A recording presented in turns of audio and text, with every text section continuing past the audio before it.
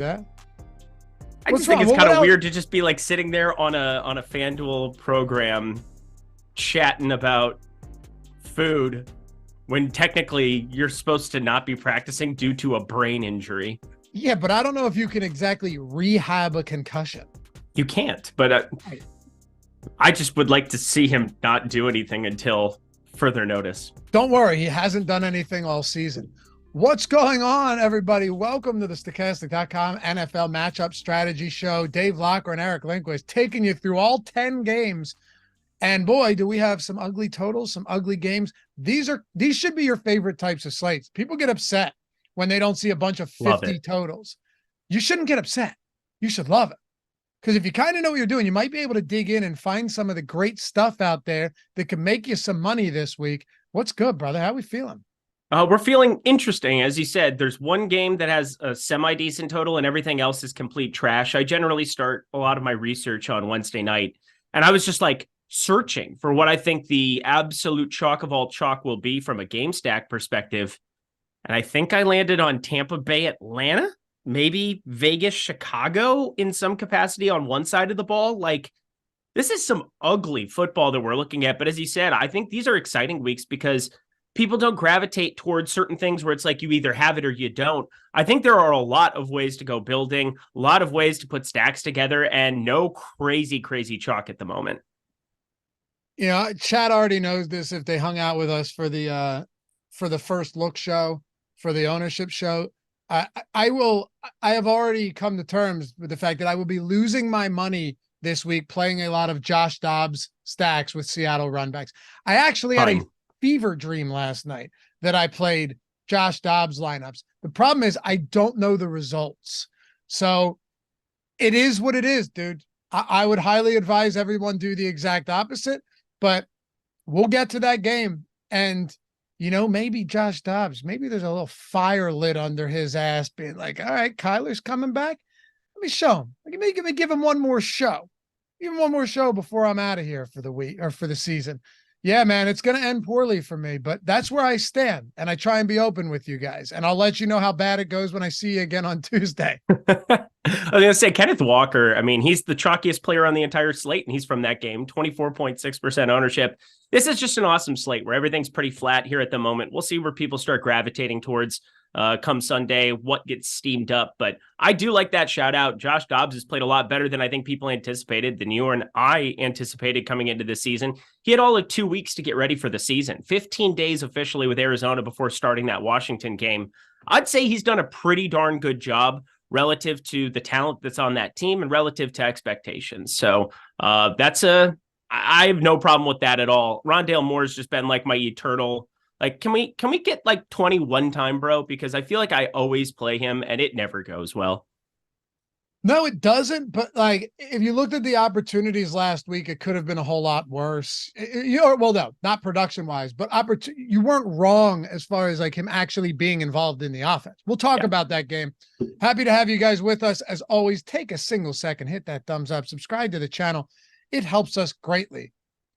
And we appreciate all of you who have supported this show and channel for as long as you have. Maybe you're new. That's awesome too. Welcome. Leave a comment if you're watching or listening after the fact. And never forget, all of our stuff that has a shelf life is available in podcast form.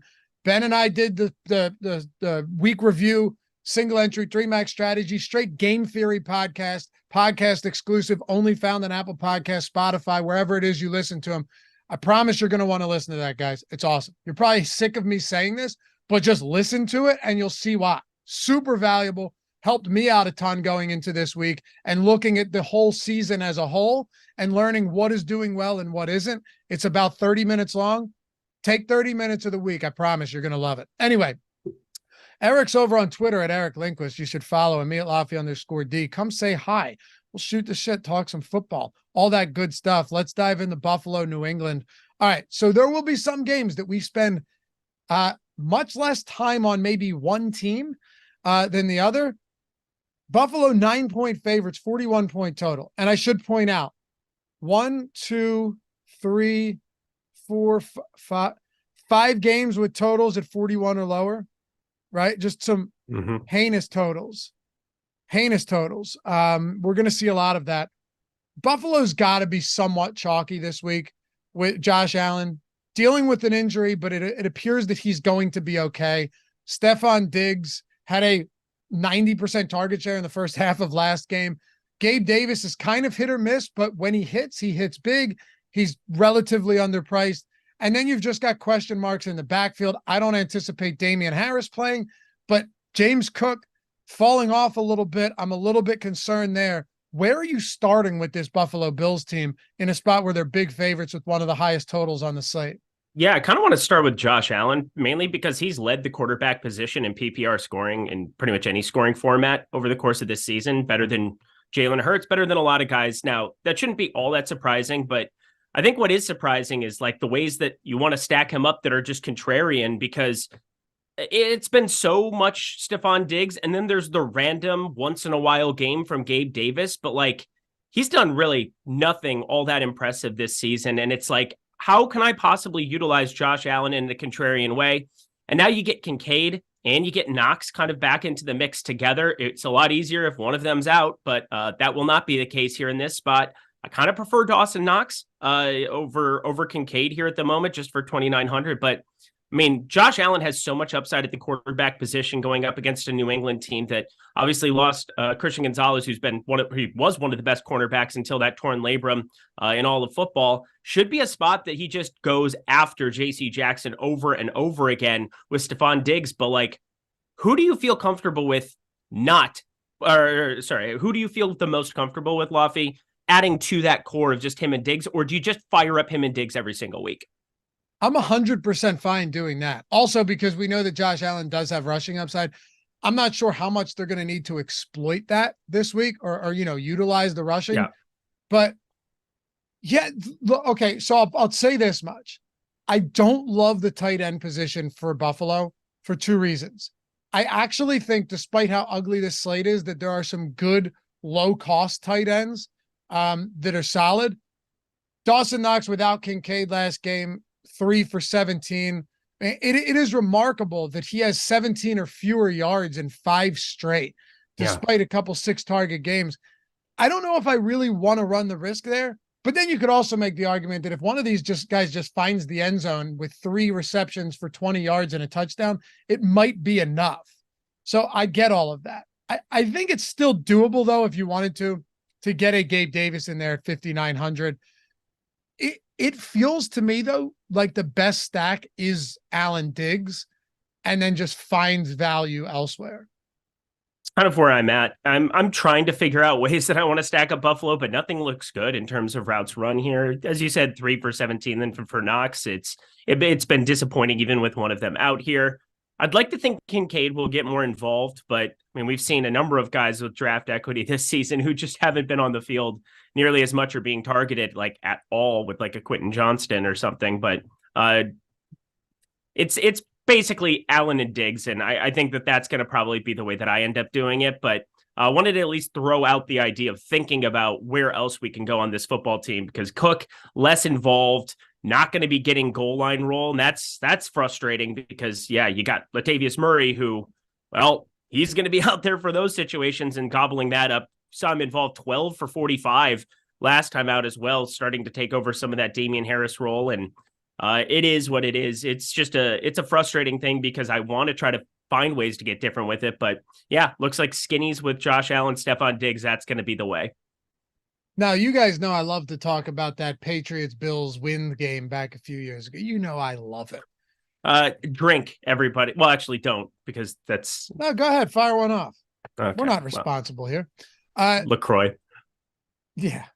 Spiked. You spiked it with something? Oh, yeah. Just feeling really grungy this morning. Good, man. It's 8:00 where you are. I'm happy to see it. See, I'm supportive. Thank you, This buddy. game actually is a wind game. 22-mile-per-hour winds. That's nothing like we've seen in the past. I'm not saying it's insane. What I will say, though, is in some of these, like, does it neutralize the advantage a little bit? Maybe. It might. It might neutralize things a little bit, just to the point where, and this is where I'm going, where Ramondre Stevenson might actually be a viable low-cost option on the other side. God. I think I've avoided Patriots almost every single week this year. They're hard to get to. It's really gross. Ezekiel Elliott had a goal line touchdown last game. That sucks. But Ramondre Stevenson at this price really doesn't look that bad. I still think he's better than we've seen earlier in the year. The offense stinks, but it is in a divisional game in New England. He was targeted 6 times, had 16 looks against Vegas despite trailing. If the wind is a factor, I'm just saying, you're playing large field tournaments. If you think the wind is going to be a factor and maybe we get closer to game time and it looks concerning, Ramondre Stevenson to me is not out of the question. That's the nicest way you could have put that. He's not out of the question. And you do attack Buffalo a little bit more on the ground, 133.7 yards per game they've been giving up. It's 25th in the NFL as it stands right now. Their run defense is not that good. Yeah, it's not very good. And then I think my other thing too is, like, generally speaking, I would expect teams to want to really pass against this Buffalo team because of no Tre'Davious White out there. They're adding Christian Benford out on the field a lot more here. Kyer Elam, the other guy on the other side. I'm feeling pretty good about attacking Buffalo's through the air going forward in a way where I didn't before. You still have Hyde out there roaming at the safety position. He'll be able to create some havoc there. And it's not like Mac Jones is the guy I want to go do that with, but just going forward, I wish this were a different team here, because I think that we want to attack Buffalo's defense a little bit more through the air, but not this time around. If there's going to be wind and it's Mac Jones out there, I'm probably with you where Ramondre Stevenson, he's still the guy who's going to be getting the lion's share of the carries here. Ezekiel Elliott, only 7 opportunities there, had 1 target in the passing game. Ramondre Stevenson also got dinged up in that game against Vegas, had to come out for a quick second. So that could have been a better opportunity than the 16 targets, 16 total opportunities, 15 actual opportunities there, 10 rushes, 5 catches. So Stevenson, I don't completely hate it. His price is now somewhat buoyed back up to $200. Was kind of hoping he would flatten out even a little bit more there, closer to 5K, but it's not out of the realm. It's obviously not going to be anybody's priority on this slate. So good shout out. If I'm going anywhere, though, I think it would probably, just based on price alone, it would probably be Kendrick Bourne. He's all over the map, but he's leading this team with a 21% target share this season. No one else is north of 13%. Gross game. But I'm just don't listen. People are going to do run back. So I'm just, it's also, guys, it's an ugly slate. It's not just an ugly game. It's an ugly slate. I think Kendrick Bourne is at least worth having a conversation about. Also, Juju Smith-Schuster, questionable right now, limited with a concussion. It's possible that he still doesn't play. So Kendrick Bourne, if there's one pass catcher, you're not going to get excited about anyone from the Patriots. I'll say there have been weeks where the Patriots for me were entirely out of play. I had no Patriots at all. This week, I won't be surprised if I have a little bit of Kendrick Bourne and a little bit of Ramondre Stevenson. That's the simplest way I can put it. Yeah, Kendrick Bourne coming off of 11 targets last week. Not a bad shout out, but you brought it up. Juju Smith-Schuster, limited participant on Wednesday. I fully expect him to be playing come Sunday. He should be out of the concussion protocol the way that everybody else does. They basically take their week off and then they come back. That has me just a little bit concerned that you're going to see this diluted even a little bit more. Now, he did get targeted 11 times in week 1 against Philadelphia, and that was alongside Juju Smith-Schuster. So it's not like it's some unheard of thing, but part of what happens is he runs some different routes where that ADOT comes way down. He ended up only having 8.9 yards per catch there, but if he's getting targeted 11 times, you'll take that every single time at 4,400. So I understand the play.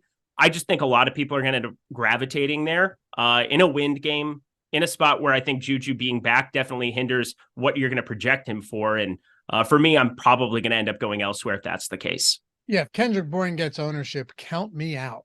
Yeah, that's what I'm getting at. I fully expect people to see that. I mean, right now we have him 1, 2, 3, 4, 5, 6, the 7th highest owned wide receiver. Yeah, I think you're right. 4,400 people are, I mean, he's the cheapest out of it. He's the only guy under 5K in that range. I'm telling you, I would play anybody that's chalkier above him before I'd click on Kendrick Bourne. No, you're right. And if it means I have to play Josh Dobbs to avoid playing 4K receivers, well, so be it, fellas. So be it. Anyway, Detroit and Baltimore, David Montgomery, he's not going to play. No. We already know, like, he's not out yet, but he's not going to play. So Campbell already said he's not. Jahmyr Gibbs, Laporta, Craig Reynolds are questionable. Laporta, I expect to play. Reynolds with a hammy and Jahmyr Gibbs still being out. There's hope that Gibbs plays. I don't think it's a certainty yet. So this backfield right now is a really tough one to navigate. What do you like if Gibbs plays? How much Jahmyr Gibbs are you trying to get to against this Baltimore front in Baltimore? A lot. I would play a lot of Jahmyr Gibbs. For me, it comes down to like, what do you think that workload could be with a hamstring? That's so hard for me to go out of my way to project, but I'm with you. I don't think David Montgomery plays. Jahmyr Gibbs, 6,300 in Detroit. They want to run the football. They've had the most opportunities in the inside the red zone where you just think that they're going to roll out. It's going to be some kind of combination. Amon-Ra St. Brown. No, they just keep running the football mercilessly. Now, if Jahmyr Gibbs can only play 50% of snaps tops at 6,300, I'm probably still going to look elsewhere. But I mean, Craig Reynolds, going to have to pay close attention to that. I don't think they want a Zigbo out there a whole hell of a lot. Devine Ozigbo, he's been on the practice squad, somebody that can just be there and be a warm body. But Craig Reynolds, I think, ends up being the guy that is very interesting. It's no Montgomery, no Gibbs. 4,900 does a lot for you here. And awfully similar to like a Chuba Hubbard last week, where he could just walk into a massive opportunity here. And considering for him, it's, hamstring and toe and a lot of other things going on, they don't really have any reservations about just having Craig Reynolds go out there and run it over and over again. They don't care about his well-being the way they might about a Jahmyr Gibbs, but Gibbs is obviously crazy talented. We'll pay close attention to this situation, but I would have a lot of interest in this running game here if it ends up being Gibbs and possibly even with Reynolds activated there. Just going to be paying close attention to coach speak. It's also easy to run the ball all the time when you're winning against bad football teams. There's that. I mean, 5-1, they're still pretty freaking good. And, I didn't necessarily believe they face some bad teams. Oh, they absolutely have. But that right side of the offensive line is so damn good. Ragnow, Glasgow, Sewell, it's ridiculous. Even Laporta out there blocking. How good is Sam Laporta overall? Like, he's 14th out of 75. He's 14th out of 75 tight ends in football from a run block grade perspective. And we're talking about one of the best catchers of the football at the tight end position this season. So like, he's doing everything on the right side there. There's a reason that he's somebody that it's just like, he's going to be a top 3 tight end in football, I think, for years to come. Already is. Well, there you go. He's you are the Laporta stan. I forgot. I'd put him above Hawkinson. I probably do too, because he does things blocking that Hawkinson has no chance to do. Right. You know what though? If we're talking all around, I can't put him top 3 because I have to put Kittle above him. Kittle is the best tight end, like overall scheme perspective overall. Yes, yeah. Right. If you're talking fantasy wise, I think you're probably talking Kelsey, Andrews, and Laporta and Hawkinson. Well, Kelsey and then Andrews, Laporta, Hawkinson in that tier 2. Yeah. I mean, you're starting your football team, your imaginary football team. You're starting with Kelsey still because of how good he is. But then, I'd probably take Kittle too in that draft. Yeah, I'm with you. Now, another thing, this is the first, they're dogs in this game against Baltimore. I think it's the first time they've been dogs since week 1 against Kansas City. What was that? It's a fucking fly. That was crazy. It streaked across the screen. Did it really? It I saw that. All right. I gotta grab my sandal. Oh, Jesus Christ. That's a mosquito. Oh, you got a skeeter in there? Oh, yeah. Oh, you fucker. You stay over there. Just, did you get it? I think I did. We'll see it in a second. Oh, no, I think I got him. Throwing the sandal.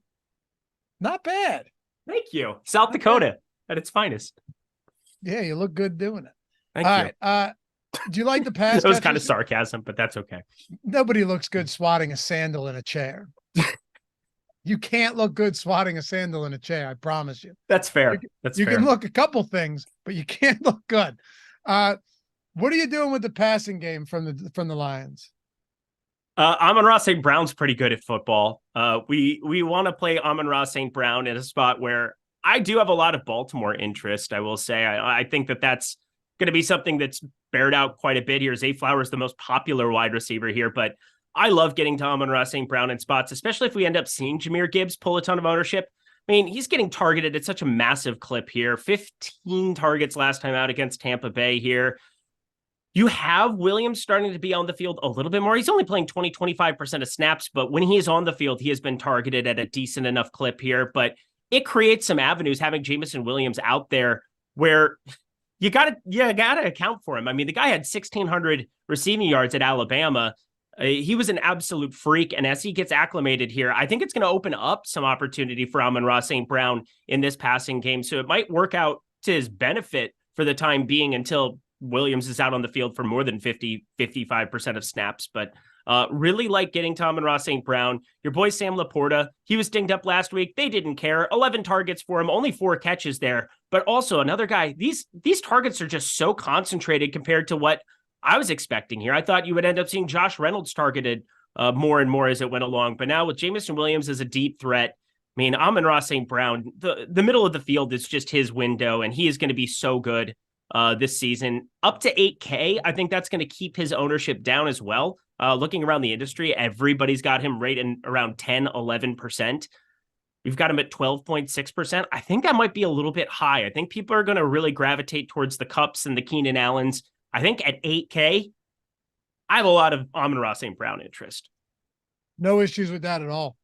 Plus, this is still a Baltimore Ravens. First of all, Baltimore Ravens defense is not bad by any stretch. They're definitely not bad. It's a home game. They're 3-point favorites, but they've still got some injuries to their secondary. We already know that. This is not the secondary that they intended on coming into the season with, or coming into week 7 with by any stretch. I will say on the other side, though, we should be giving the Detroit Lions defense credit. It's very good. I think people just assume when I say these things that I'm shit talking the Lions. I'm not. You go back to last year. You won't find, ask Ben, a bigger Lions supporter than I was last year. You won't, from a betting angle, from a DFS angle. And it was because they were kind of getting shorted every week, until maybe the end of the season. We bet the Lions in week 17 or week 18 in a must-win game for the Packers. And we talked about them from a DFS perspective. They just kept getting better. But it's different when everything adjusts and salaries adjust and things look different. And then they're favorites in most games and they're winning. So I think this defense is really good. That said, I still want Lamar. I still want Mark Andrews. Zay Jones' ownership, I will admit, is a lot higher than I thought it would be. Zay Flowers, sorry. I did not think that Zay Flowers would be as high owned as he is right now. He is up there, but we got him as like the second highest owned player. Mark Andrews is up there.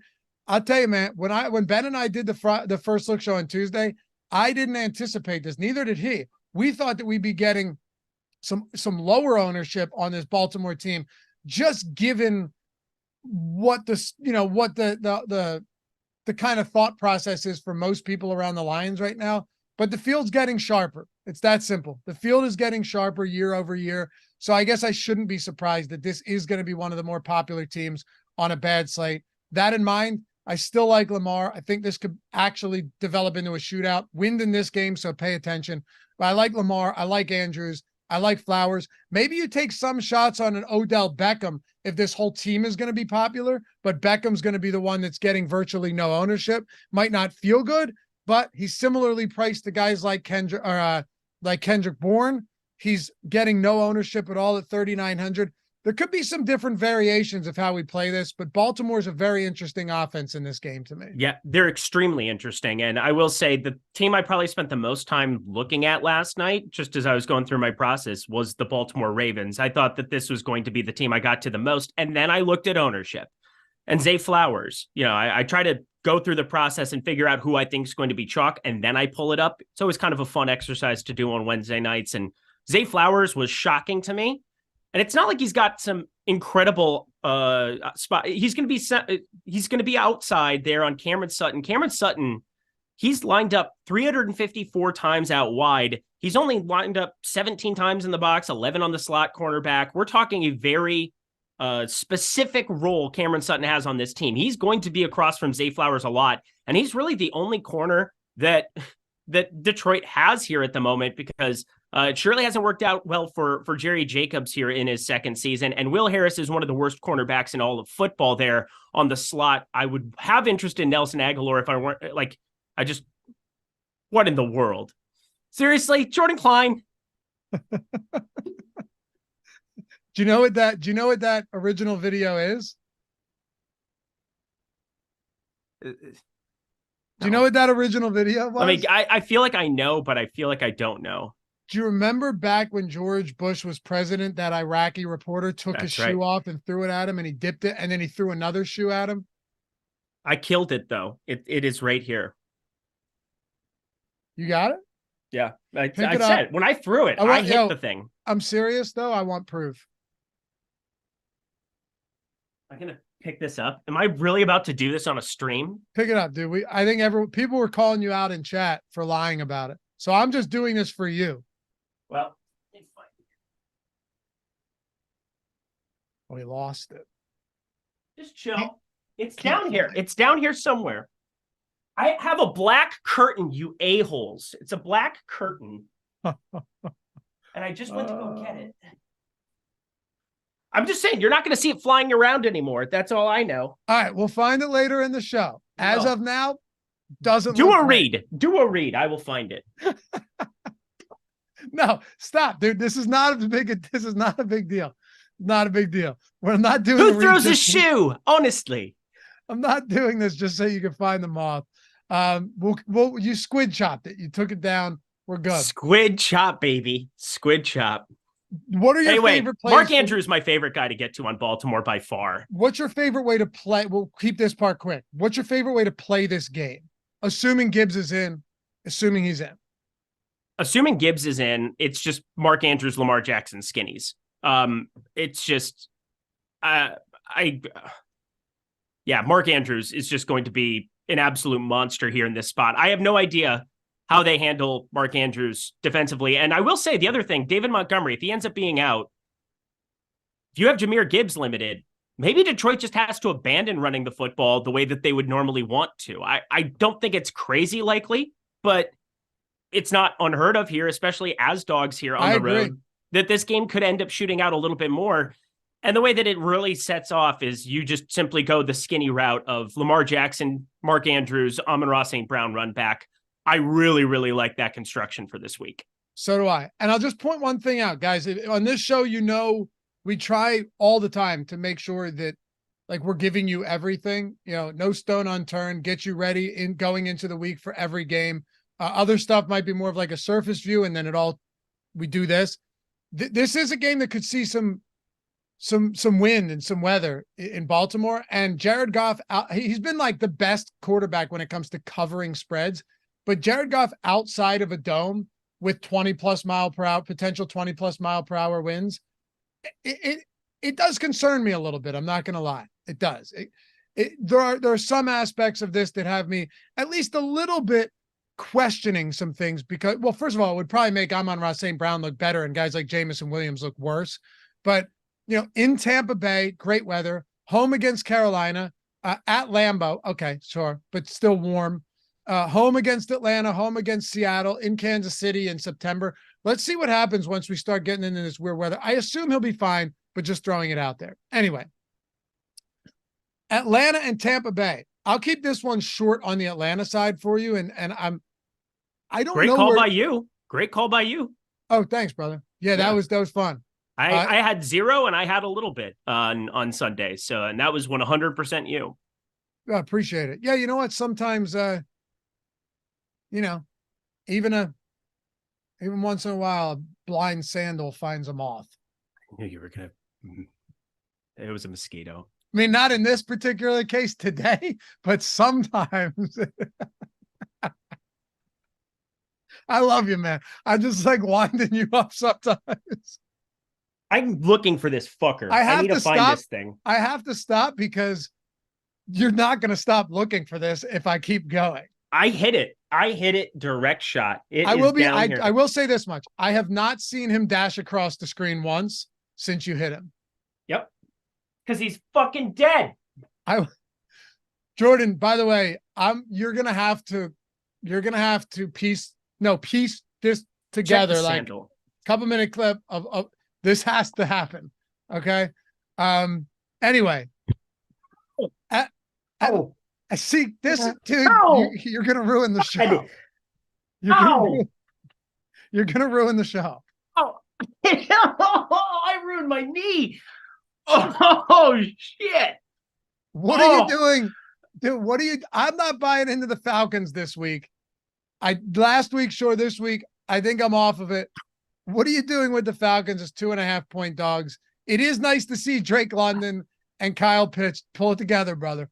And even John, those guys getting a workload that has been significant. Ritter still stinks, but it kind of doesn't matter if he's going to be racking up 400 yards offense, 300 passing yards.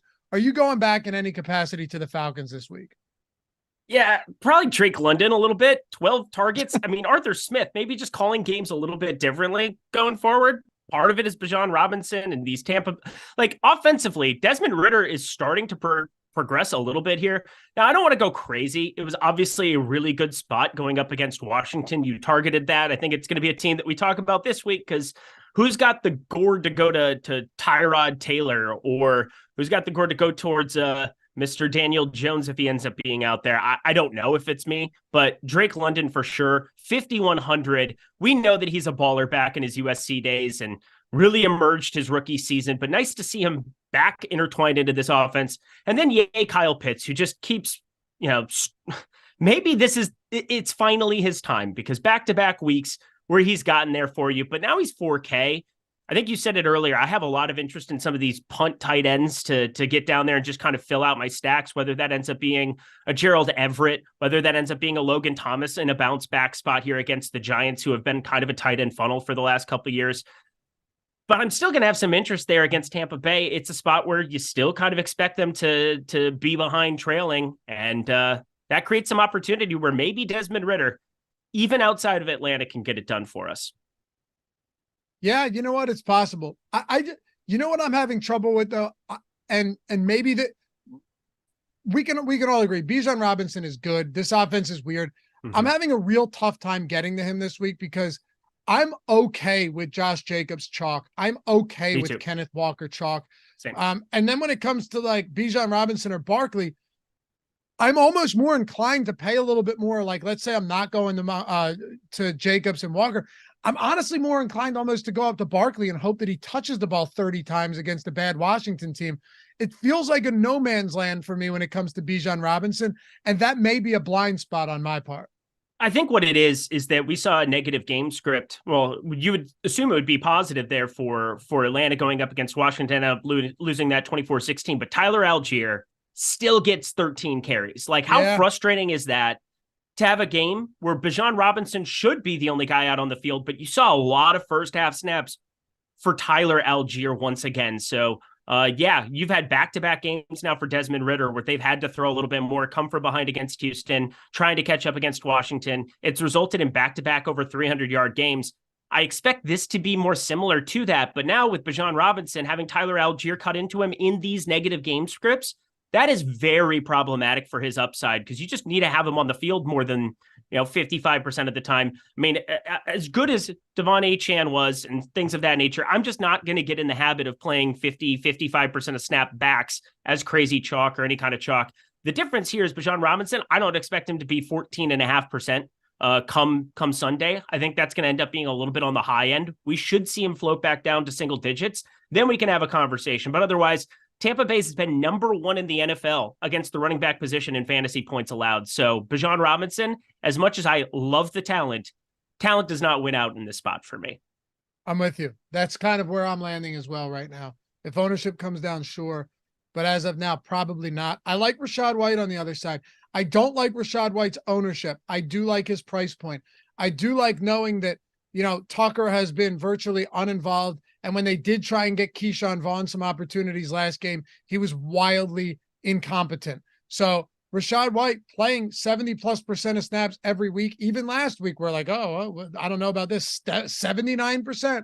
He's still the guy until further notice.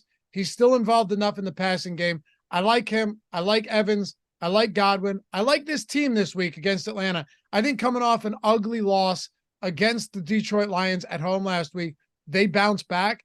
I think you're going to get some good production out of the Tampa Bay Bucks this week. I hope so. They really laid an egg for me last week. I ended up way overweight. The Top Stacks tool was in love with Tampa Bay. The Top Stacks tool's in love with Tampa Bay yet again here. They're definitely going to be out there chucking it around the lot because they do not want Rachaad White carrying the football, it looks like, anymore. I mean, he's been very inefficient.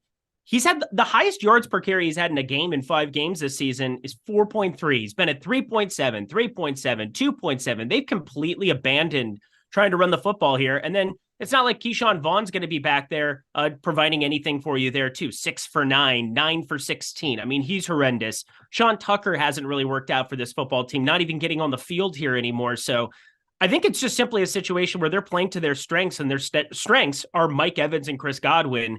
Even if it didn't show up there last week, pretty horrible situation. They couldn't convert a first down to save their lives in that football game. But I'm with you. I want to get to Mike Evans. I want to get to Chris Godwin. We should see even lower ownership against an Atlanta team I don't find to be all that formidable in the secondary. Favorite plays from this game? Favorite in quotations. It's a game with a 37 total. Evans, probably 1. Godwin, 2. I will say Kyle Pitts, 3 probably, which is a wild thing to say. Okay. For me, it's Evans, White, Godwin. So give me the Rachaad White skinny. Like, he's 5,100. So price is real absolutely cheap. There. Real cheap for a guy that's playing 80% of snaps every week. I guess that's true. It's just, he's so bad. He's not very good. No, they also can't run block for shit. Yeah. He's really popular. And I know you could say that about a lot of guys on this slate, but like 5,100 people are going to gravitate towards that kind of a number at the running back position. It does a lot for the rest of your lineup, allows you to get to any stack. But my God, I would at least like to see him get there on the ground like once. He hasn't eclipsed 75 yards rushing 80% of the snaps. Like, you should be more efficient than this. Listen, I agree. But at the same time, this could be a positive game script. And can I also point out too, that he's had some awful matchups rushing. Philly, New Orleans, Detroit, 3. Those are terrible matchups, man. Like, really bad. Against Chicago, he was good. 5 for 30 receiving, 17 for 73 and a touchdown rushing. Minnesota, I feel like Minnesota's run defense actually isn't bad though, and wasn't the issue last year either. I think their secondary is markedly worse than their run. Oh defense. Yeah, 100%. Anyway, hey, you got any Prize Pick stuff for us this week? Because they're the sponsor of this show, and anybody that signs up with the link in the description or in chat is getting 100% first match deposit bonus up to $100, which means if you put $100 in, you now have 200. If you put 20 in, you now have 40. If you put 50 in, you now have 100. These pick'em sites, particularly Prize Picks first match deposit bonuses, are fantastic because they're legitimately just doubling your money, and you can play with that money out of the gate. And for those of you in non-legal betting states, there's nothing better than this. Free square season, Steph Curry, 0.5 points for opening night. Like, if you want to get yourself involved in a little goodness over here at Prize Picks, start there. Steph Curry, free square. 0.5 points. So yeah, if you're going to sign up, now is kind of the time. Take advantage of it. You can intertwine Steph Curry 0.5 points into your card for NFL Sunday. There is no issue doing that. You can play across multiple sports. There are some MLB plays that I'm interested in. Under 4.5 strikeouts for Brandon Pfaadt against the Phillies today is absolutely in play over on Prize Picks for me. I think I'm going to be intertwining that one across the board here too. Brandon Pfaadt, Arizona's down 2-0. They're going to be facing your Philadelphia Phillies, who have been not just in fuego, but like hitting the long ball. And Brandon Pfaadt here, crazy. I'm very curious what they end up trying to utilize here from a piggyback situation, because he's been starting in some of these spots, but he's been starting a game 1 where they were already up 2-0. He's been starting a game 3 against Los Angeles where they were up 2-0. Like, he's had some pretty comfortable spots. He's going to have a very quick hook tonight if anything goes south whatsoever. So Brandon Pfaadt, under 4.5 strikeouts, in love with it. That's a great call. I like that. Yeah, I mean, this has been a crazy, crazy team right now for Philly. It might not last forever, but it's been pretty intense without question. Been I've fun. got one for tonight too. Travis Etienne over 16 and a half rushing attempts. Even if Lawrence doesn't play, I think this is the type of spot, or if Lawrence plays hobbled, I know the Saints run defense is very good. I kind of don't care. Tank Bigsby gets no work and the Saints offense stinks. Which is nuts given all of the weapons that they have on that team. I'd love to go Kamara over rushing attempts, but with Jamal Williams expected back, I'm not sure we can do that. You know what I actually like the most though? If you're playing it tonight, Tank Bigsby under 11 and a half rushing yards. Love. Right? I mean, he's gone over it once all season, and it was 7 for 13 in week 1.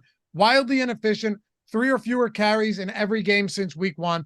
That would be my spot. Tank Bigsby under 11 and a half. But guys, as Eric mentioned, free square, meaning Steph Curry needs 1 point and you win. You're just building lineups out 10x, 25x your entry. And even if you don't hit all of them, you still can make money back. If you hit 4 or 5 or 5 or 6, even if you hit 3 or 5, you're still making money back. You don't see that at traditional parlays at other books. So if you're not on Prize Picks yet, no better time than right now. Free square season is huge. They don't do it all the time, but when they do, you should jump in on it because you're putting yourself in a position for big money. Link in the description and in chat. First match deposit bonus up to $100. Doesn't need to be 100. Could be whatever you have, but they're going to double it up to $100. All right. So this next game, I'm going to throw this over to you because some of these I want to expedite. I don't think Deshaun Watson plays. He said there's no timetable on it. I know they said they were cautiously optimistic that he could, but then yesterday he's like, yeah, I can't put a time on it. Maybe he does, maybe he doesn't. Even though the line did move 2 to 2.5. Dude, I'm kind of out on this team right now. Kareem Hunt's questionable. He didn't practice, but if he plays, I don't want to try and figure out what's going on between him and Jerome Ford. Jerome Ford, fine if Hunt is out. Amari Cooper's awesome, but I'm worried about Deshaun Watson, whether he does or doesn't play. 30 or 40 point total only because it's in a dome. If this was in Cleveland, you would be looking at the lowest total on the slate.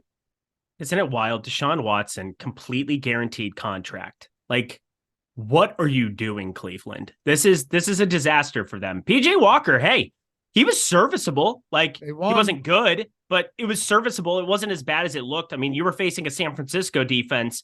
This is a very different matchup here coming into this one. If it ends up being PJ Walker, and I expect it to be, you got 23rd ranked passing defense for Indeed, 19th ranked rushing defense in just terms of yards allowed.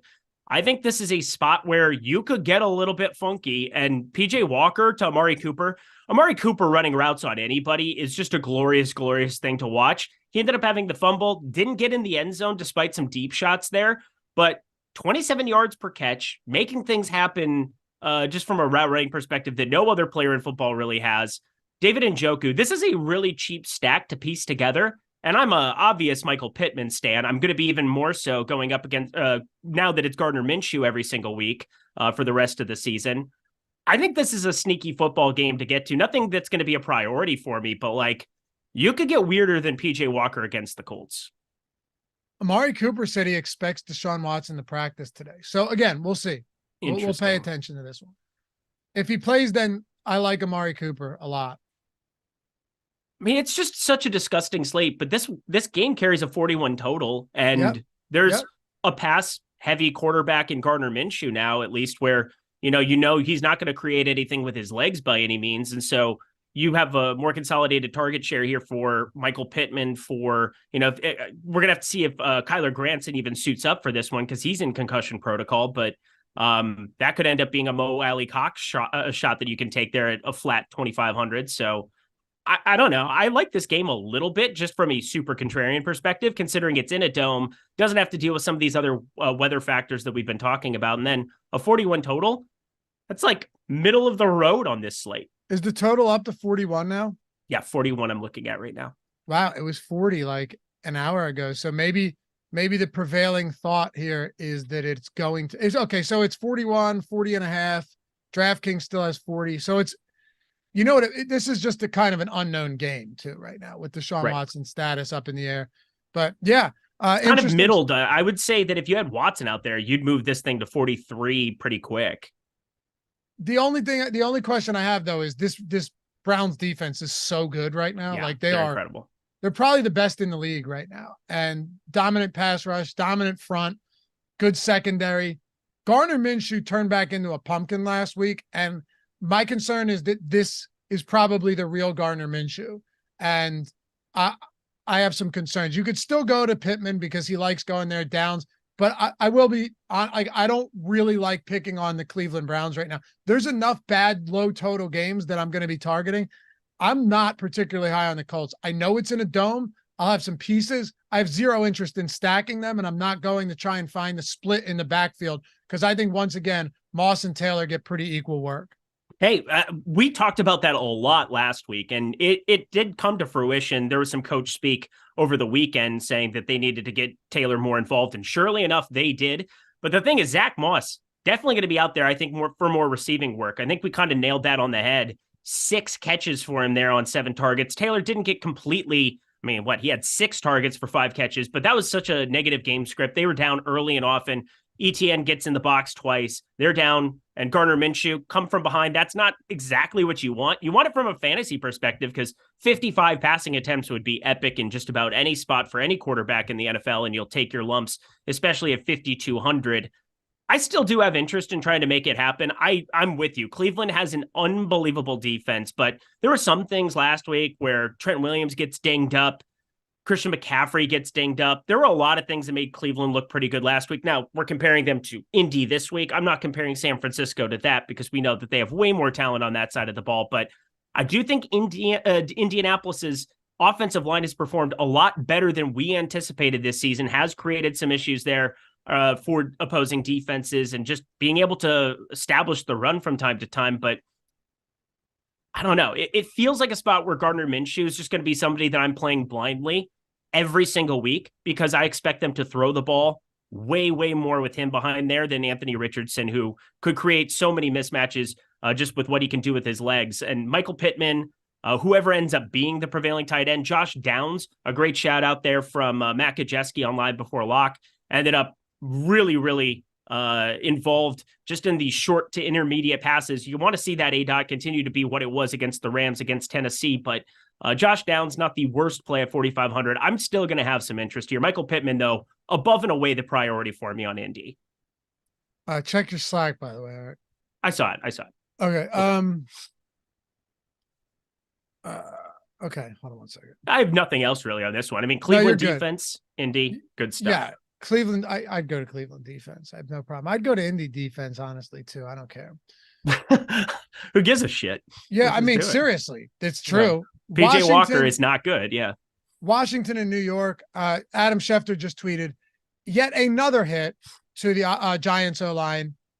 Shane Lemieux just tore his bicep during practice. He's done. Oh, good. He's done. This is bad, good man. Lord. I assume Thomas won't be back either. I assume he's not going to be back. That's huge. He's still not practicing. This is bad. You know, people are going to look towards this after seeing Ritter last week. I just don't know if they can protect Tyrod Taylor or Daniel Jones enough to get the ball downfield. Wan'Dale Robinson's not practicing, might be a maintenance thing. I have no issues with him because it's just short, quick stuff. You're just banking on PPR production from him.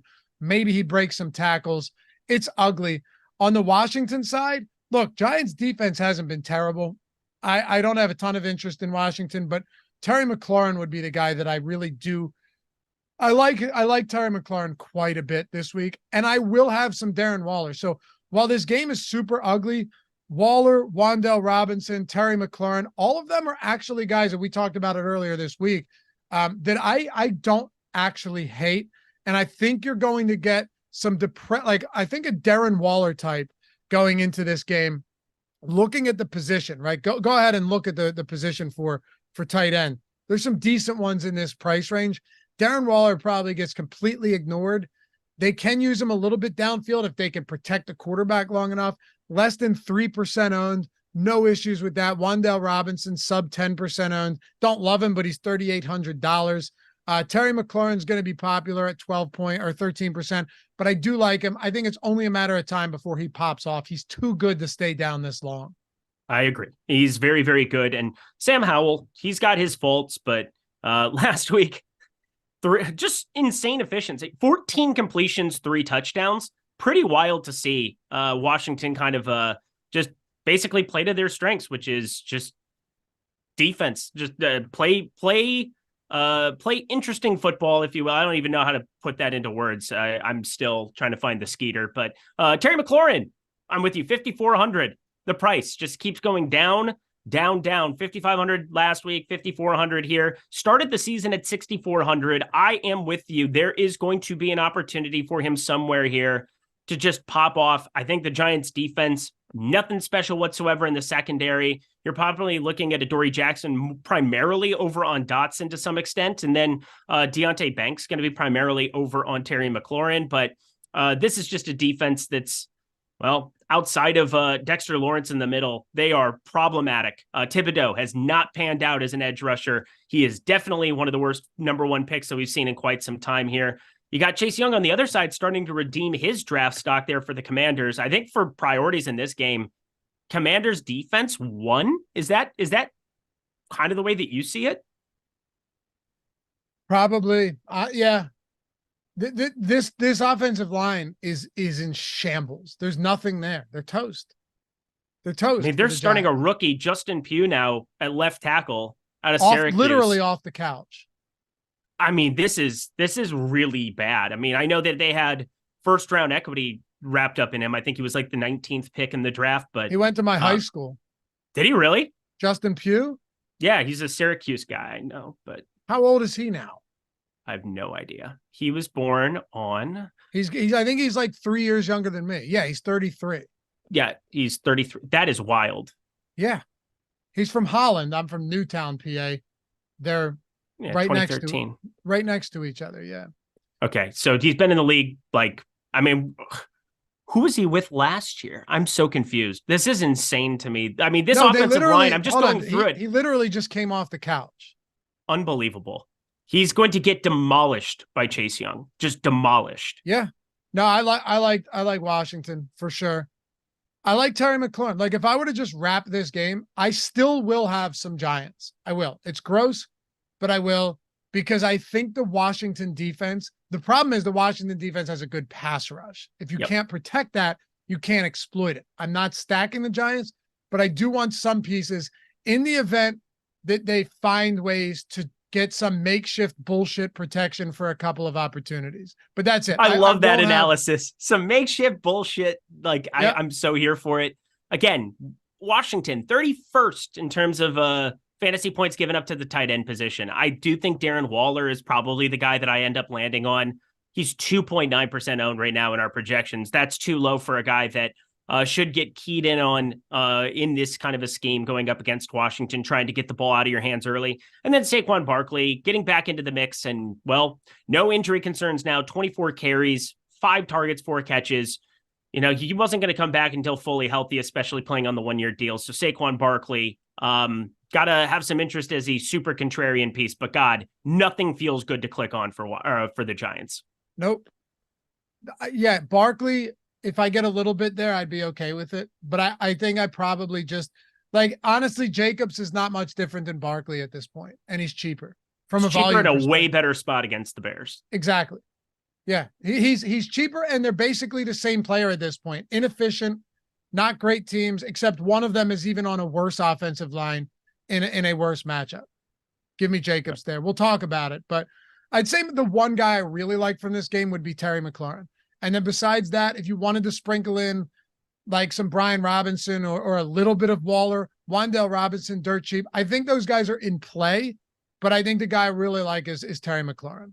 Logan Thomas too. Logan Thomas is fine. Actually. Just saying, bounce back spot. Everybody goes and picks him up on the waiver wire, puts up a 20 spot against the Bears, and then they realize that they're playing Atlanta and not the Bears last week. Well, the Giants are more akin to what you're expecting that Bears matchup to be. So yeah, Logan Thomas, 3,500. You could still do worse than that.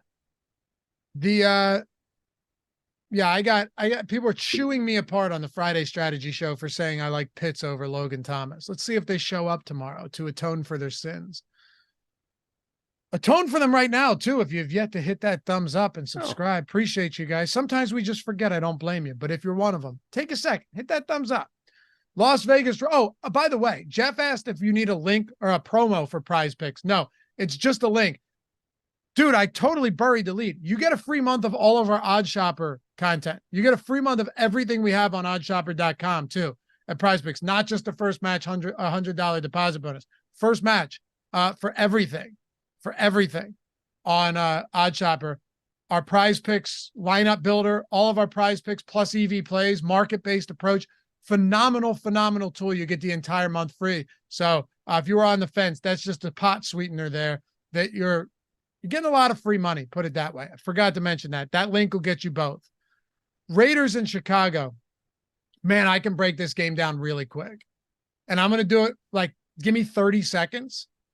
I'm ready. And I want to get your thoughts. So one, I'm going to look for a Skeeter while you're at it. Go ahead. Jesus.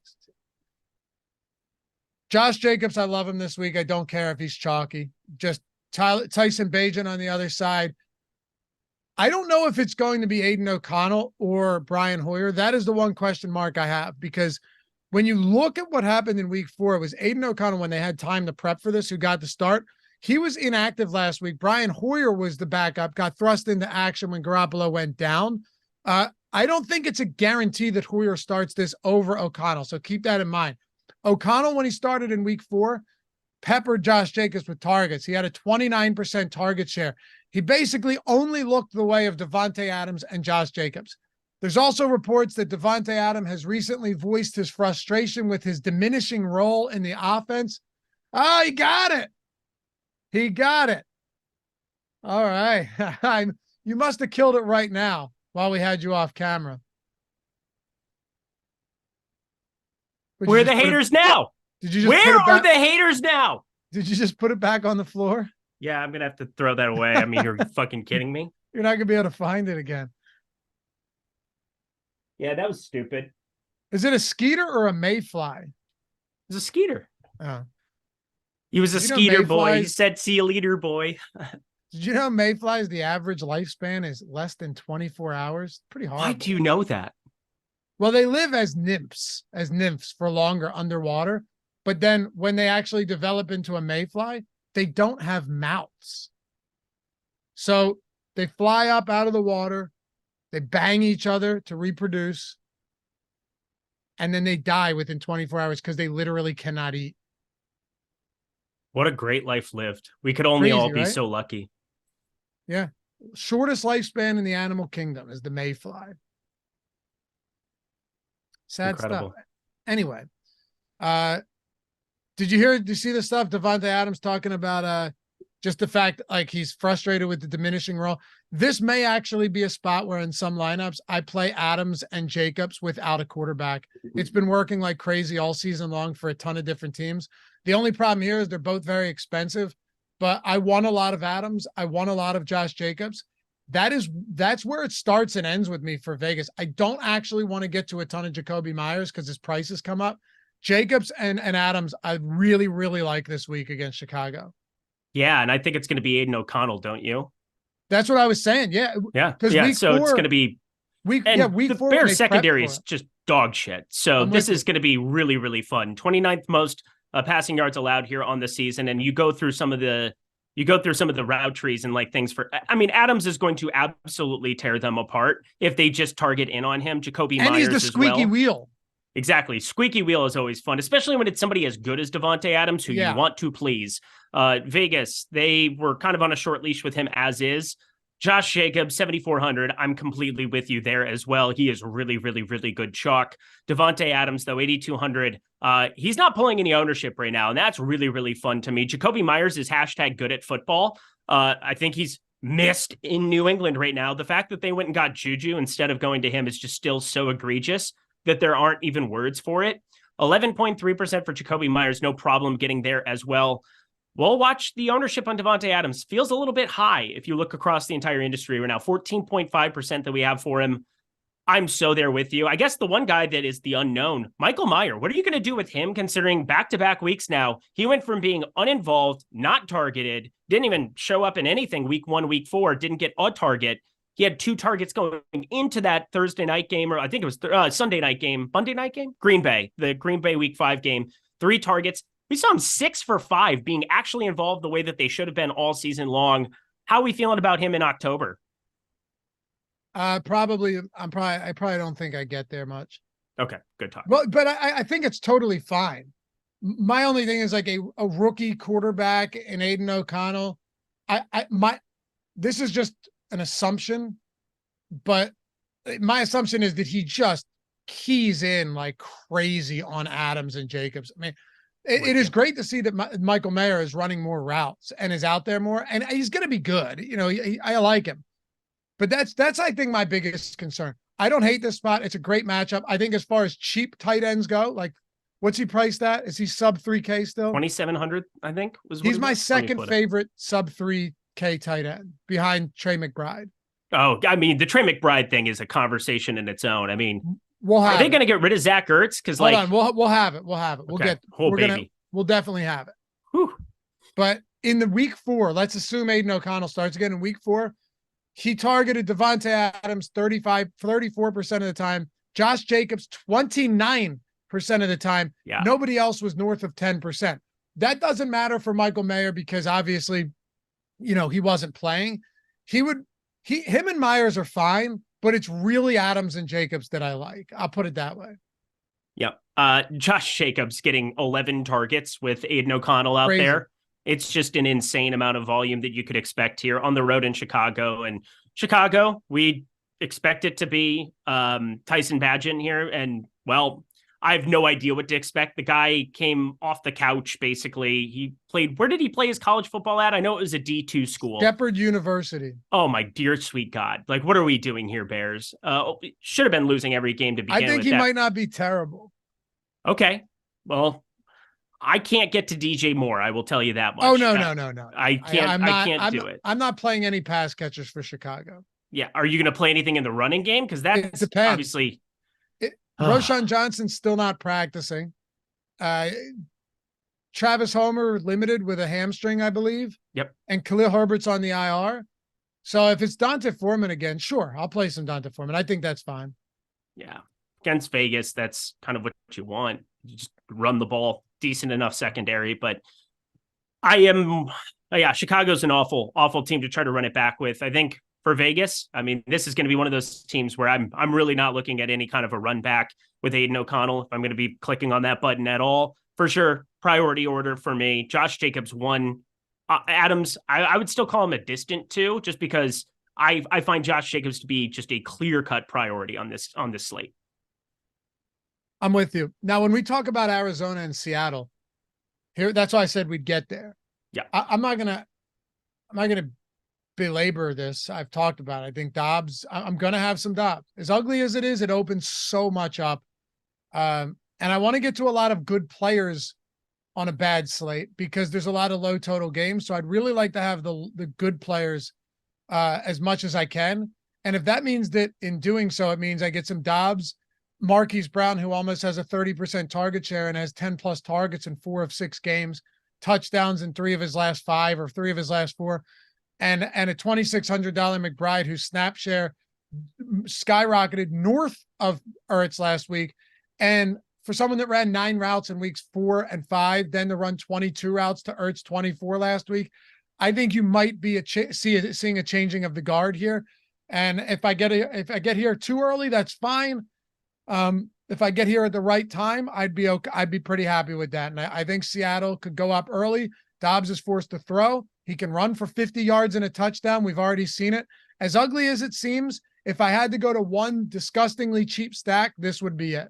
Yeah, and I think this is one of those spots too for me. And it's the first one that I think we've had this season where I fully expect Zach Ertz to get traded off of this football team before the deadline.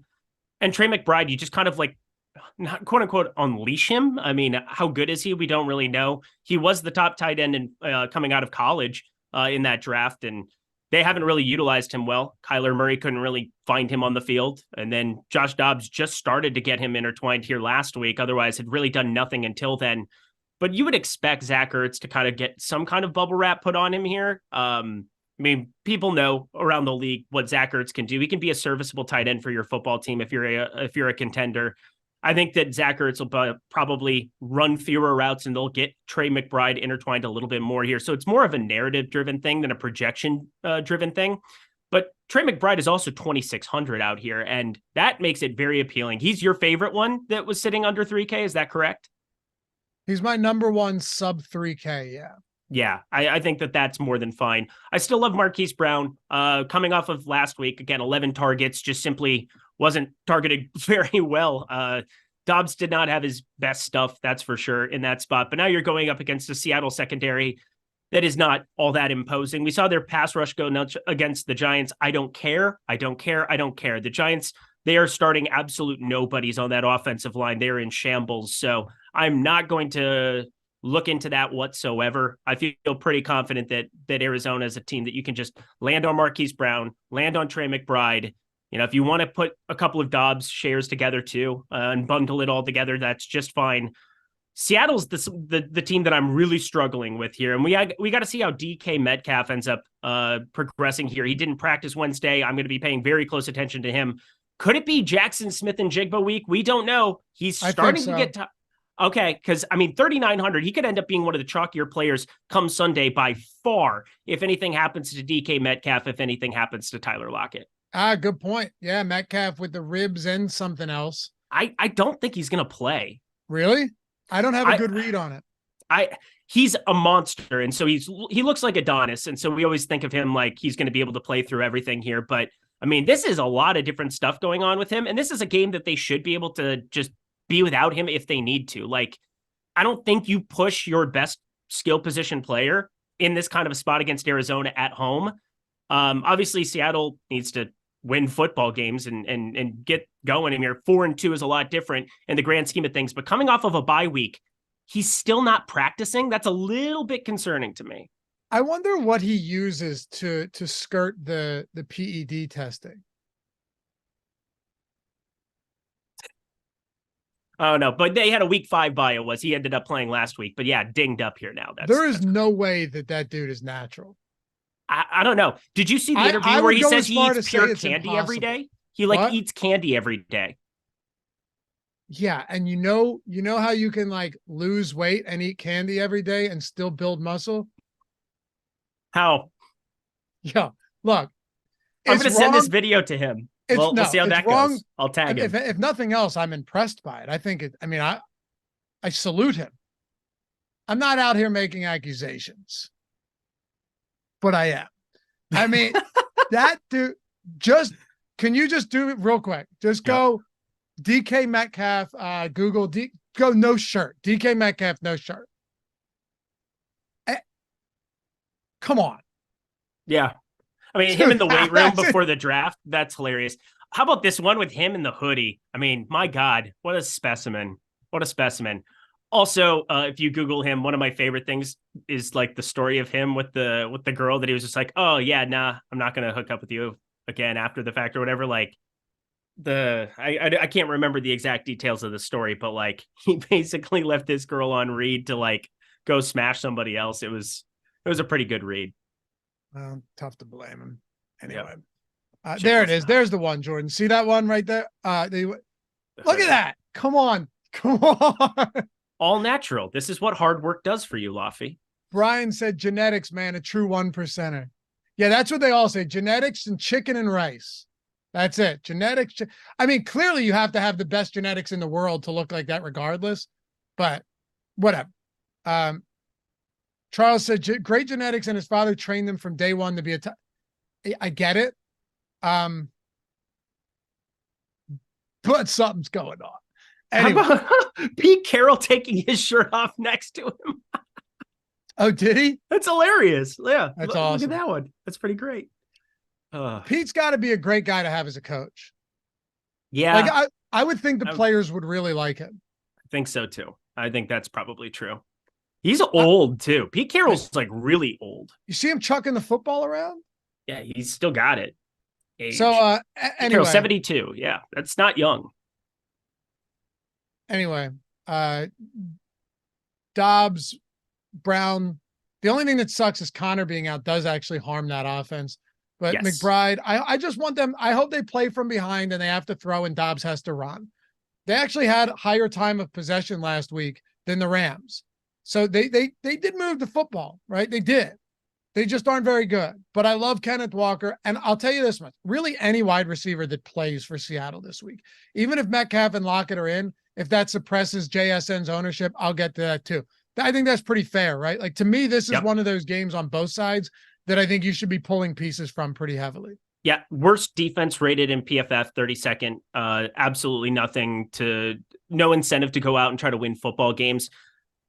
I mean, this is going to be your last chance for the Cardinals to be able to see Josh Dobbs, I'd assume. I'd assume Kyler Murray's somebody that you need to get information on or try to get rid of here.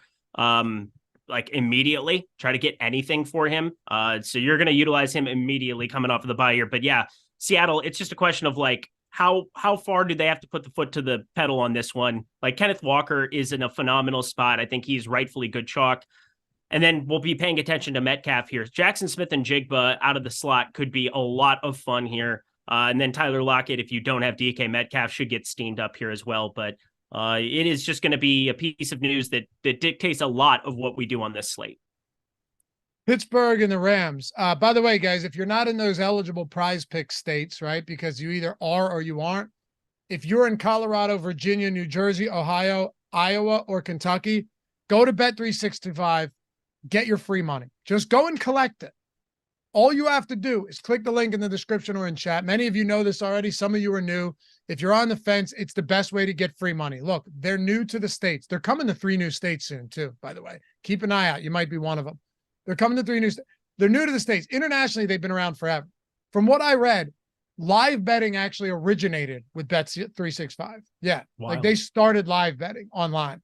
So they've been around forever. Like they're one of the most trusted online books out there. If you're in Colorado, Ohio, New Jersey, Virginia, or Iowa, you deposit 10, you bet 5, you get 150. It takes you 2 minutes to do so. You sign up, you deposit, you verify yourself, 2 minutes. It's $150 in 2 minutes. Put it on a parlay, whatever you want, doesn't matter. If you win or lose, you're still winning money. And look, why not put yourself in a position where you're going to have a good day, regardless of whether you actually win or lose your bets? Deposit 10, only bet 5 of it, get 150. If you're in Kentucky, deposit 10, bet 1, bet 10% of that $10, get $365 on Bet365. Kentucky's got the holy grail of all sportsbook promos right now, but those other 5 states, guys, they're the best because you're already on DraftKings and FanDuel. You're not getting bonuses from them. Make sure you do, when you do this, you understand that you can also shop odds at different books now. Make sure you're always getting the best numbers and getting the free money when it's thrown at you. Because in any other realm of life, someone offers you 150 for 5 or 360 for $1. You're taking it. Why not take it here? Even if you're not an avid sports bettor, this is the way to go.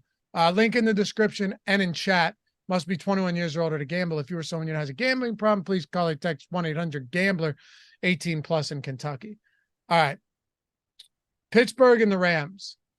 If I assume Dante Johnson's going to play full practice. I really wanted to get to George Pickens, though. Now I'm kind of just underwhelmed by this game as a whole, or by this team.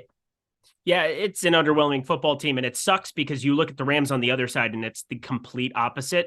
I think Freiermuth, probably the guy that I get to the most, 3,900, just one of those tight ends that you can mix in that could see more opportunity one of these weeks. But yeah, with Deontay Johnson back, I mean, maybe Deontay Johnson becomes somebody that we have some interest in. 5K last season, we know that he was just couldn't get in the end zone, but he's going to see the most opportunity of anybody when healthy on this football team at the wide receiver position. Allen Robinson's dust. George Pickens hasn't exactly been electric outside of that last time out against Baltimore, but Deontay Johnson, I think flat 5K. We'll consider it. We'll obviously be paying attention to that injury status, but like, what a gross football team. For sure. And on the Rams, Cooper Kupp, Puka Nacua, the problem is this backfield. If Zach Evans is chalk, I want nothing to do with that. Same. At all. at all. It's a gross spot trying to figure out exactly how it's going to work out. I think Royce Freeman's going to see a number of touches. Again, he got signed off the practice squad. He should be the primary, I would think, runner. Zach Evans not exactly built to do that here, but a flat 4K pulling a lot of ownership. This is just a little bit wild. I'm going to be letting the Sims tool do its thing here and tell me how to handle that situation, because a 4K running back can definitely provide you some value. You don't need a whole heck of a lot for that to work out for you, but I got to say, if he's going to be pulling any type of ownership close to 15% right now, I'm probably on board with you. Just give me the passing game here. They play the most 11 personnel in all of the NFL, that being 3 wide receivers, only 1 tight end, basically 0 12 personnel that they have out there. Basically just Higbee out there running routes, blocking, doing his thing. So Kupp, Nacua, Atwell, I think they're all in play. You know what to do. Just play Cooper Kupp, play Puka Nacua primarily. Pretty much, yeah. Where would you rank Cooper Kupp among the top? Like, we can close this game with this, because I think we both agree the backfield's gross. Yes. Where would you rank Cooper Kupp among the top tier receivers? If you just had to say like 1 through 4 or 5, or the other guys up north of 8K, because he's very expensive. Yeah, he's very expensive, but like rightfully so. I mean, the guy has immediately jumped into a full-time role, 55 snaps per game here, basically playing nonstop, getting targeted at a crazy clip too. 71% catch rate on those targets. I mean, I think he's definitely the highest projected wide receiver on the slate. I would find it impossible to project somebody for more than him. You got Stephon Diggs, I guess, just slightly ahead here right now, but I think situationally, I would put him behind. I mean, we both like Adams for tournaments. We both like Amon-Ra St. Brown, I think, from what we had talked about, as a Baltimore run back. I mean, it's tough to get up there, but I will force Cooper Kupp into lineups. I would probably put him, I don't know, 3rd in terms of like priorities. Diggs is up there pending the wind. Devontae Adams, I think I probably slightly prefer for 1,300 less, just because of the squeaky wheel narrative. I'm with you there. Yeah, I'll put him 3rd in terms of the pecking order out of the top tier. Chargers and Chiefs. I so badly just want to be underweight on this game. Highest total on the slate, Laffy. I know, and that's what I'm talking about. I wouldn't be surprised if this is a 21-17 game.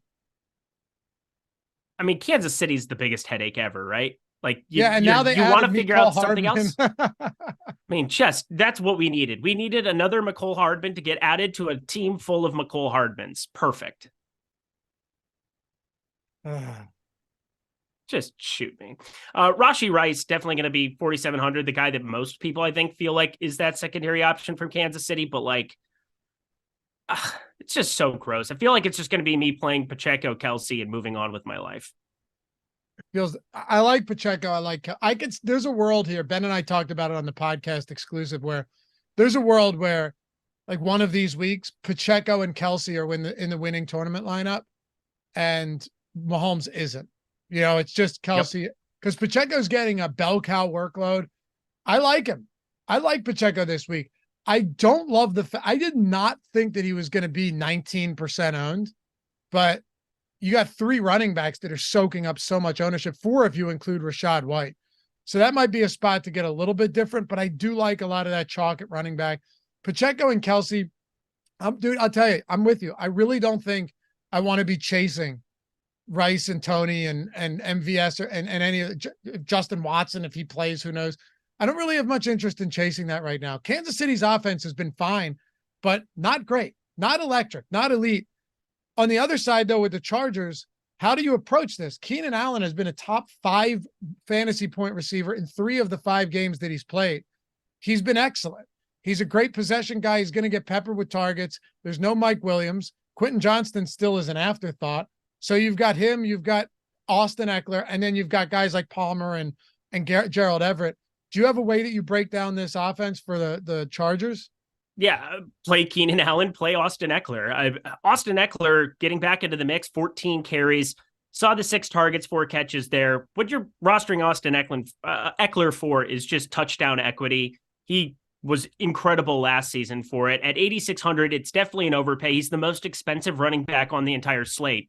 But we talked about Jacobs. I think pending what happens with Detroit, there could be Jahmyr Gibbs interest. There's not really like a chalky spot really at the running back position. We'll pay attention to the Zach Evans ridiculousness, but I think Austin Eckler is going to be somebody who's right around 10%, if not lower here in the highest total game environment on the slate. Yeah, relative to other slates, it might not be all that appealing, but to this one, Austin Eckler, 10.5% for basically the entire backfield there from a spend up perspective. I mean, that's pretty darn interesting to me. You're not going to get any kind of pushback from me if he ends up being your primary Chargers run back trying to get different and not have it be Keenan Allen, because Keenan Allen rightfully in this role getting crazy ownership yet again. All right. And yeah, Ross, there's no way Justin Watson plays, but he's not out yet. So that's why. Is it surprising to you, though, that Josh Palmer at 4,800 isn't more popular than Keenan Allen at 8,600? Is that surprising to me? It's kind of surprising to me. What's Palmer's ownership? He is 13.2%. All right. Yeah, he's a fine Allen basically 20. No, I would say Allen's probably always just going to be popular in a spot like this in the highest total game. Okay. That's a lot of ownership for Palmer, though, right? Not to say it's wrong, but yeah, it's 13%. There's nobody else that's going to be on the field. They hate Quentin Johnston with the fury of 1,000 suns, and I don't know why. You're right. Maybe he just can't separate here at the NFL level. Maybe that is truly what it is. But like, the guy is not doing anything, and they are going to 12. It's Everett Parham, and they are just running Allen and Palmer out there over and over and over. And I feel like in this environment, 4,800 at the Chiefs lock in on Allen a little bit. I mean, Josh Palmer, I would be shocked if he doesn't get steamed up by Sunday. If he doesn't, I'm just going to play a ton of him. 96% of snaps for Allen last game, 97 for Palmer. You're on to something. He's not great, but he's going to be on the field. There's a 1 and 2 there as wide receivers go, and there's nobody else. You're right. Let's wrap it up. Green Bay and Denver. And I appreciate you guys sticking with us all show long. This has been a fun one. I'm trying to get you in and out a little bit quicker today with 10 games, but I think we're covering everything. And as always, don't forget, guys, Stochastic, if you're rocking the Hall of Fame avatar, make sure, or if you're not, make sure you are, whether it's DraftKings, FanDuel, Owner's Box, wherever it is you play, finish top 3 in a field of 5,000 or more, and you're getting the free month of whatever subscription you want. If you want NBA with it coming up, $200 value, boom, got it. You want NFL, full month, every single NFL tool, got it, $200 value. Finish top 3 in a field of 5, anything. It could be a 5-cent entry. You could win $70, and as long as you're not chopping with 3 or more people, you're in. So it's a great way to, rock with us, but also get something on the other side. Plus, we induct you into the Stochastic Hall of Fame, which is very fun to do. Shout out all the winners, induct them in. It's a good time. And of course, links to all of our other subscriptions, Lineup Generator, that's $15.99 a week. That's our best bang for the buck, best tool out there if you're a budget player, maybe just working your way up on a little bit of time, and all the other tools in the description as well. All right, Einsteinium with a super chat. With Jacobs and Walker being chalk at the position, who are you more likely to fade to play Aaron Jones coming out of a bye? Thank you for the super chat etiquette, Einsteinium. You are the man. We appreciate you. We wrap this up with Green Bay and Denver. I'm nervous about Aaron Jones. I mean, the guy came back after a multi-week hiatus, plays, and then doesn't play again. Then he had the bye and all that. He was limited in practice. I'm worried it's going to keep bothering him. I really am. Yeah, the fact that he keeps getting limited in practice nonstop here, I don't think we can just project him for the kind of workload that I want to be projecting him for in this spot. Aaron Jones walking into the best spot on the entire slate if he's fully healthy. And you could be onto it where you're getting the most undervalued piece of this slate at low ownership. 32nd in rushing defense are the Denver Broncos. You can do whatever you want. Now, some of that has to be taken with some context because they went to Miami and got completely bulldozed in the most outlier football game ever, got a 70 spot hung up on him. It was Achane, it was Mostert, it was absolutely everybody that ran on them. So that makes it look a little bit worse, but you even remove that game and they're 29th in the NFL in terms of rushing yards allowed. So I'm looking at Aaron Jones as a piece that, I would like to see a full practice Friday. Is that going to happen? I don't know, but it's hard to project here for right now. So with Jacobs and Walker, I'm just going to be paying close attention to if he practices in full on Friday. That is obviously a very good sign because AJ Dillon sucks. He is terrible. He is no good. He stinks. Yeah.